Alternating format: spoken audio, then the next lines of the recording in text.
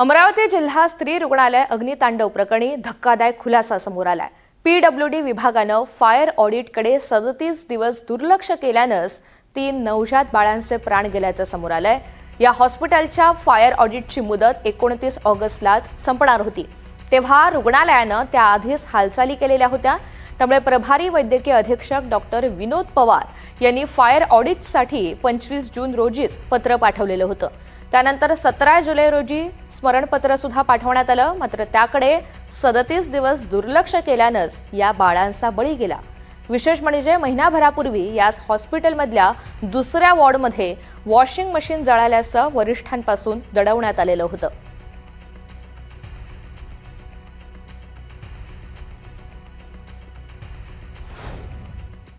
अमरावती जिल्हा स्त्री रुग्णालयामध्ये झालेल्या अग्निकांड प्रकरणामध्ये एक धक्कादायक माहिती जी आहे ती समोर आलेली आहे।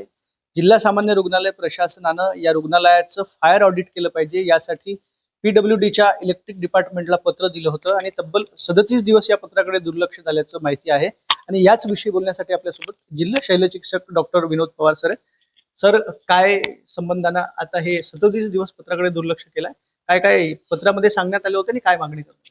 जेव्हा आपल्याकडे मागच्या वर्षी फायर ऑडिट झालं होतं, त्याच्या अनुषंगाने जे आपल्याला रिन्युअल करायचं असते त्याच्या आधीच आपण जे ऑगस्टमध्ये संपत होतं त्याच्यासाठी आपण जूनमध्येच आपण पत्रव्यवहार त्यांच्याशी केलेला आहे। आणि माझे इथले ऑफिसमधले पण कर्मचारी सतत पाठपुरावा सुरू होता की आपण फायर ऑडिट केलं, कारण की यापूर्वी घटना घडलेल्या आहे त्याच अनुषंगाने आम्ही काळजीपूर्वक वारंवार त्याचा पाठपुरावा करणे सुरूच होतं।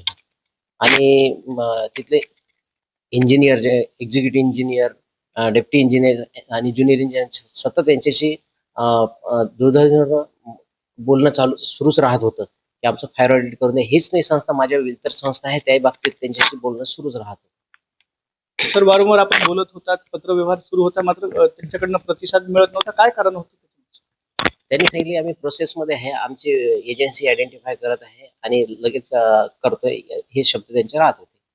सर, एकूणच जर पाहणी दरम्यान असंही आढळून आलं की महिनाभरापूर्वी वॉर्डमध्ये वॉशिंग मशीन सुद्धा जळली होती आणि ती प्रकरण ताजं होतं आणि या आगीच्या दरम्यान फायर यंत्रणांनी काम केलं नाही, कसं होतं? तेच त्यांनी त्याची कल्पना दिलेली होती की आमच्या इथे एक वेळा तुम्ही तुमच्या एजन्सीकडनं किंवा आपल्या स्तरावरनं याची नेट आम्हाला इन्स्पेक्शन करून त्याची पाहणी करून व्यवस्थित आहे की नाही याबद्दल आम्हाला कळवायला त्यांना सांगितलेलं होतं।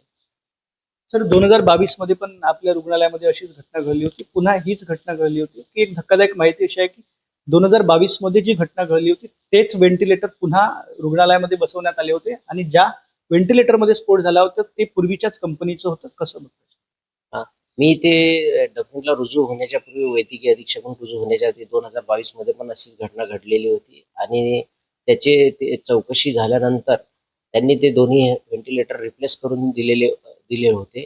आणि मी जेव्हा रुजू झाले तेव्हा आम्हाला त्याची परवानगी मिळाली की हे व्हेंटिलेटर नवीन बदलून भेटलेलं आहे आणि कंपनीने ते इन्स्टॉल करून दिले आहे। गेल्या 2 वर्षापासून ते सुरूच होते, पण काल अचानक त्याचा स्फोट झाल्याचे सांगण्यात आले आणि त्या अनुषंगाने मग लगेच सगळी ही आग पसरली। त्यासाठी हे जे व्हेंटिलेटर आहे का आणखी काही शॉर्ट सर्किटमुळे झालेलं आहे याचे टेक्निकली जे इंजिनियर्स आहेत त्यांना प्राचारण करण्यात आलेले आहे, ते आलेले आहे। त्याची शहानिशा केल्यानंतर त्यांची तांत्रिक सगळं तपासणी केल्यानंतरच आपल्याला निश्चित कळेल की कशात दोष आहे। दुसरीकडे अधिष्ठात्यांनी केलेल्या गंभीर आरोपांनंतर अमरावती रुग्णालय अग्निकांड प्रकरणात नवं वळण आलंय। अवघ्या 8 महिन्यांपूर्वी खरेदी केलेल्या व्हेंटिलेटरच्या दर्जावर शासकीय वैद्यकीय महाविद्यालयाचे अधिष्ठाता डॉक्टर नंदकिशोर राऊत यांनीच गंभीर प्रश्न उपस्थित केलेत। मशीन लो ग्रेडच्या खरेदी केल्यामुळे हा अपघात घडला का याची चौकशी झाली पाहिजे, अशी मागणी सुद्धा केली आहे। विशेष म्हणजे काल 24 ऑगस्ट रोजी ज्या व्हेंटिलेटरचा स्फोट झाला ते आणि सन 2022ला ज्या व्हेंटिलेटरला आग लागली होती ती दोन्ही एकाच कंपनीची असल्याची धक्कादायक माहिती समोर आली आहे। कसं आहे, आता इलेक्ट्रिक त्याच्यावर पॉवरचं काही लोड जास्त होतं का, जास्त मशीन होत्या का, AC आहे सगळं असल्यामुळे ते बघावं लागेल। परत काही तुमच्या मशीनमध्ये काही कशा प्रकारची मशीन ही 8 महिन्यापूर्वीच सुरू झाली असं मला समजलेलं आहे मशीन, तर ते चांगल्या क्वालिटीची घेतल्या गेली की नाही याचं पण चौकशी व्हायला पाहिजे। की त्याच्यामध्ये काही प्रॉब्लेम होता का, की मशीन लो ग्रेडची जर घेतली आपण तर त्याच्यामध्ये असे इलेक्ट्रिकचे प्रॉब्लेम उद्भवू शकता. म्हणून आम्ही चांगल्या प्रतीच्या उत्कृष्ट आपल्या जिल्हा सामान्य रुग्णालयासाठी घेतल्या आणि ज्या आधीच्या होत्या जुन्या त्याच्यापेक्षा हे सुपर आहेत. पाहून घ्याल तुम्ही कधी जाऊन. आणि ते आता मी काढून ठेवल्या जुन्या आणि नवीन लावल्या आहेत तिथं आणि ते कार्यान्वित पण केले आहेत.